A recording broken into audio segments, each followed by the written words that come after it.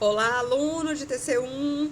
Hoje a gente está tendo uma aula aqui pelo ambiente virtual de aprendizagem. Vou gravar uma aula que não vai ser demorada, ela vai ser rápida, mas eu espero que vocês consultem o material. Esse slide eu vou colocar anexado lá para vocês entenderem, né, e fixarem melhor o que a gente vai dizendo aqui, tá bom? Lembrando que esse conteúdo ele vai ser cobrado na prova, que é na próxima quarta-feira, tá bom? Então, aqui a gente vai falar sobre citações diretas e citações indiretas. Eu acredito que vocês já sabem a diferença, porque a gente teve uma atividade no ambiente virtual na semana passada, pedindo para que vocês pesquisassem exatamente sobre isso, né? E aqui eu vou trazer nessa aula as normas que regulamentam a forma de se fazer essas citações, que são adotadas pela Faculdade Raízes, e são as normas da BNT, a última versão, que é do ano passado, de 2023, tá? Então, é importante, no uso dessas citações diretas e indiretas, a gente ser muito fiel à fala do autor, né? A gente observar a forma, o que especificamente o autor estava querendo dizer e ser muito fiel a isso. É um compromisso ético do pesquisador. Então, a gente tem que estar atento aos verbos, né? Quais são os termos específicos que ele está usando e o significado desses termos, porque senão a gente pode estar distorcendo a fala do autor. Esse cuidado a gente tem que ter tanto nas citações diretas quanto nas citações indiretas. As citações diretas, que são eu trazer a fala literal do autor na íntegra, eu escolho fazer isso porque, na verdade, eu não consigo ter a mesma linguagem do autor e a mesma precisão da fala do autor. Então, eu escolho trazer aquela fala. Não é algo decidido de forma aleatória. Mas mesmo fazendo isso, eu tenho que ser muito ético no sentido de obedecer ao contexto que o autor está trazendo, tá? Que senão eu não posso estar distorcendo a fala de um autor para poder fazer sentido no meu trabalho, tá? Isso não é ético e isso pode trazer problemas, né, na pesquisa. Então, e também é importante o uso da citação direta e indireta, ser referenciado no trabalho, para que a gente não tenha um problema de plágio, de ser acusado de plágio, ou seja, como se eu tivesse feito a cópia de um trabalho de outra pessoa. Então, na medida em que eu referencio, eu estou apontando, olha, a minha fundamentação aqui é baseada em outro autor, então eu não vou ser acusado de plágio, né? Além disso, deixa pistas para outros pesquisadores que vão consultar o trabalho de vocês, de onde podem buscar aprofundar naquele material, tá? Consegue encontrar. Vocês mesmos devem ter feito isso na medida em que forem pesquisando e encontrando referências para fundamentar o trabalho de vocês, tá? Então, quando a gente fala de uma citação direta, que eu escolho trazer uma fala do autor em sentido literal, eu tenho que obedecer à regra da BNT, que ela diz o seguinte: se a citação direta, ou seja, na íntegra, eu for trazer, e ela tem até 3 linhas, eu vou trazer ela no corpo do texto, ou seja, no meu parágrafo, e vou só colocar aspas, né? E vou trazer ali no corpo do texto e depois eu faço a referência. Agora, vou fazer a referência que eu vou mostrar o exemplo para vocês. Agora, se ela tiver mais de 3 linhas, eu tenho que trazer ela com um recuo, num parágrafo abaixo, tá? Olha só o exemplo aqui para vocês verem. Aqui, quando fala para demo, abre parênteses, 2011, o número da página, as áreas do conhecimento não são superiores umas às outras, e seria fundamental superar a tendência de considerar as ciências humanas e sociais menores ou não ciências. A gente está falando de uma citação direta, aqui com recuo, tá? Olha só, a gente coloca numa outra linha, né, com um recuo de 4 centímetros, o espaço simples e a letra menor. A referência, qual que é a referência obrigatória? Eu trazer o ano da publicação e o número da página em que está o trecho que eu estou citando, mesmo que seja no corpo do texto, como aqui está no exemplo abaixo, de Cerulo, 2011, página 446. De novo eu trago aspas e trago a apresentação, tá? É importante a gente lembrar que quando a gente está no recuo, eu não sei se vocês perceberam aqui, a gente não traz a aspas, porque o recuo já significa aspas. Eu só mesmo vou trazer o ano, o número da página e apresento o texto que foi colocado, tá bom? Quando tem coincidência de autores com o mesmo sobrenome e a mesma data, por exemplo, Benjamin Castro ou Bernardo Castro, eu vou trazer, eu coloco a inicial do prenome, como por exemplo, o Oliveira Andrade, Oliveira Almeida, né? Então, se eu coloco só Oliveira A, não vai ficar claro se é Andrade ou se é Almeida, então eu tenho que trazer o nome por extenso, tá? Isso também é uma norma presente. E olham só a grafia.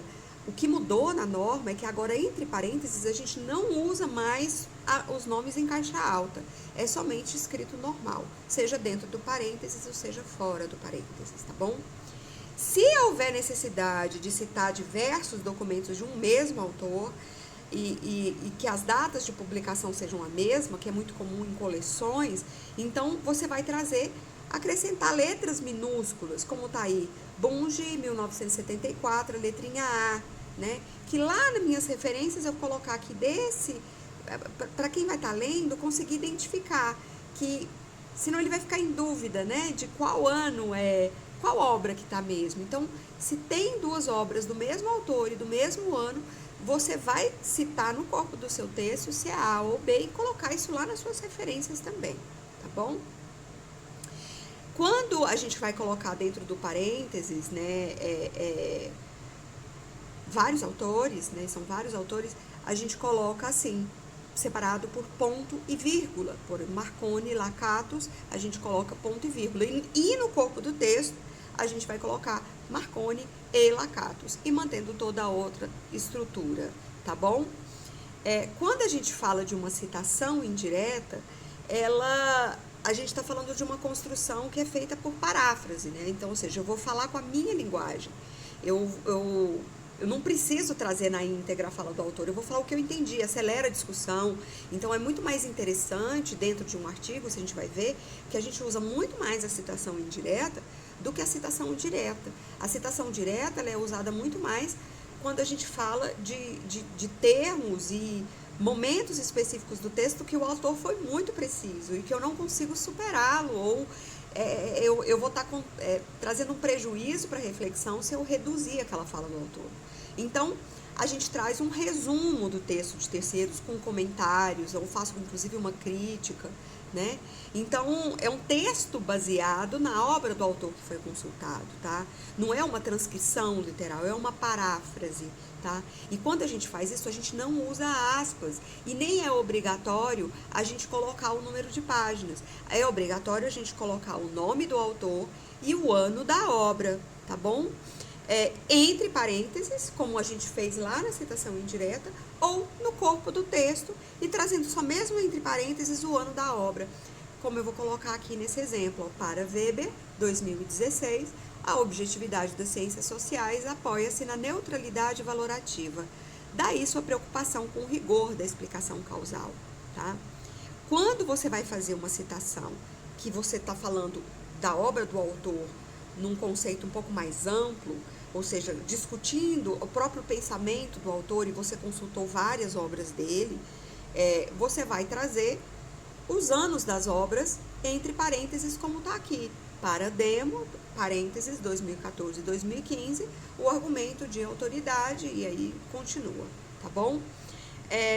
Quando a gente traz vários autores, a gente traz também no parênteses, tá? Separado os parênteses e o ano da obra, né, e os dados que são obrigatórios, por ponto e vírgula, tá bom?